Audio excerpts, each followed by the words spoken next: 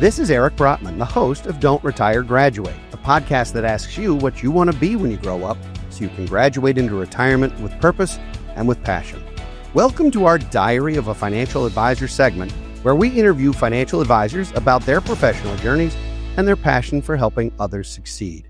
Today, we have a special guest who is in fact not a financial advisor, but is learning the financial advisory business and supporting financial advisors, and her name is Hannah Dennis. Hannah joined BFG as a client relations associate in June of 2023, and in 2 short years has become indispensable and taken on a marketing role and is helping make our podcast look fantastic.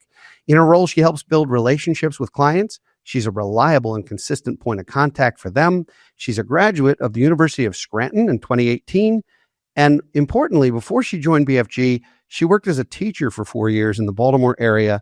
And with her background in education, she has interpersonal and communication skills that have helped her in her new role, especially in working with some of the children who work at BFG. Hannah, welcome to Don't Retire, Graduate's Diary of a Financial Advisor. Hannah, you've been running this show behind the scenes now for more than a year, and this is your first opportunity to be behind the microphone. Yeah, it's very nerve-wracking being in this position rather than behind the scenes. Well, so here's the opportunity to talk a little bit about, first of all, the journey from working with young children to working with, much older children, and how that's played out, and sort of what it means to you to be learning as much about personal finance as you have in 2 years. Yeah, so I started, my undergrad was in education at University of Scranton, and I got my master's degree in leadership and reading. So my whole plan was education throughout my whole education. And I did 4 years of teaching. COVID hit the first year I taught. It was very rough. I loved teaching. I loved the kids, but I was kind of missing a community and a team. You're very isolated when you're in the classroom. And so I started looking and branching out for other opportunities. And I really stumbled upon BFG, and they gave me a chance, and I interviewed and I loved it. And I was hired for client relations, which is working with people. And I was good at it because I mean, in my career before this, I was working with parents and difficult people and easy people. So I naturally moved into client relations easily. And then Eric talked about, we had marketing, but it wasn't really streamlined. No one was kind of owning the marketing piece. And I said, I'll try to do it. I don't know.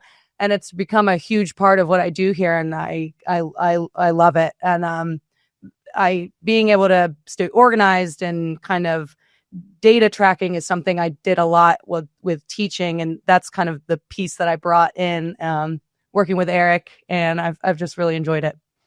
So in your role, you get a chance to not only meet some very cool people who have guested on the show, and to meet some cool people we've done webinars with and done public speaking with and other things, but you also get to see the impact that financial advisors have on families. Mm-hmm. And you see it in a very different way, because those of us who went through the financial advisory education see it sometimes in a very quantitative and a very technical way, and you're getting a chance to see it in a very human way. Can you talk a little bit about some of the things maybe that you've seen or witnessed, or how that has impacted the way you look at what we do as a team?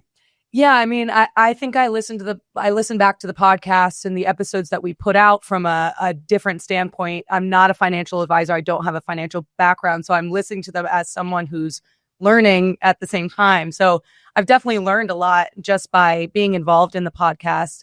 I'm close with clients, and I work with them often. So I also hear all the time just the personal impacts that advisors have on these people's lives. So it's been really interesting just to kind of see it from a different standpoint, and also have close relationship with clients and see firsthand how it affects their lives in a positive way. So I've been really enjoying and learning a lot about finance personally. For an example, one of my favorite webinars that Eric did was Maryland tax webinar, and it was just going through everything about taxes and things you can do and strategies. And I was just soaking it in, and I sent it to all my friends that lived in Maryland. I sent it to my parents who are moving to Maryland, and I was like, you need to listen to this. This is really important. So it's definitely been a positive thing in my life, learning as I'm moving into the role. So, not to put you on the spot, but it's my show and I get to put you on the spot. You're a newlywed. Yeah. Recently married. I wouldn't know because I wasn't invited to the wedding, although I did get to attend the engagement party, which was fun. We had a good time at that one. How has that impacted your relationship with money or your relationship with financial planning as a newly married woman? Well, I was super lucky because I timed it perfectly, changing careers, and I got engaged 2 weeks after I started my job here back in 2023. So I was starting at a time where my life was in very much transition, and I had no idea what to do, and with finances. And one of the things that BFG does here for its employees is we get to work with an advisor here, and so that was the first thing we did after 2 weeks of me working here. I made an appointment and we've been working with the same advisor, and it's been incredible. I don't think I would have thought about working with a financial advisor until I came here, but I could not imagine not having one, just because, I mean, it's your whole life. You just hand it over and say, help. And it's made a huge difference in my life and Cam's life, and the process of combining our finances and what does that look like and what should we be focusing on and where should our paychecks be allocated. And it's just been so comforting to have that. So it's completely opened my eyes. I tell everyone, get a financial advisor. Your age does not matter. Get it young, start early. Well, and that's 100% true. I mean, I think that's a healthy perspective and very honest to say that if you had still been teaching and had gotten engaged and gotten married, you may still to this day not have hired someone to help with these things. Now, some of the things that we do, in fact, all of the things that we do none of them are neuroscience, right? None of them are surgery. They're all things that people can do for themselves. But I find sometimes people can, but they either don't, or they don't take the time, or they don't feel confident enough to make those kinds of decisions. What was it that prevented you maybe from considering a financial advisor? Did you think it was, I'm too young? Did you think it was, I don't have enough money yet to meet with somebody? Did you think, what's a financial advisor? Like, what was that like? So I think my biggest thing is you don't know what you don't know. So the financial world is so scary, but I didn't even know what I was missing when I didn't have the financial advisor and I wasn't in this world. So, I mean, once I started here, it kind of opens up a whole perspective of there's so much you can do so young and so early. And when I had my meeting, I was like, I don't have any money. What are we going to talk about? And it completely changed my perspective on building wealth and how that happens. And I mean, I've already learned so much, but you don't know what you don't know. So an advisor just gives you all these options of what you can do. I mean, if I don't know what to look up or what to research, I'm not going to be able to do that. So having a professional help me out and just open up this world of opportunity of what you can do with your money is something that's been very helpful and special working here. So I know you've read Don't Retire, Graduate cover to cover at least once. Twice. I know you've made a lot of notes. I know you've done the exercises in the workbook. So that I'm sure has helped you with this whole journey as well. Absolutely. Oh, good. That was shameless, and I'm very proud of myself for doing it anyway. In your role in marketing, and marketing means a lot of things to a lot of people. Some of it's public relations, some of it's media relations, some of it's managing a podcast, some of it is determining sponsorships and being involved with philanthropy and charitable endeavors. Have there been one or two things that you've really embraced and said, of all the things that you do throughout the year, these are my favorites. These are the things that I really look forward to. I mean, other than being on the show, which I know you've been looking forward to. I was definitely looking forward to this. Yeah. I look forward to when we have podcast guests that come in person, because they are all as nervous as I am before I was here. So it's fun to kind of talk to them and hear about their journey and get them all set up. I just love interacting with them in person. I also love our client events. I look forward to those every year. I get better at them every year.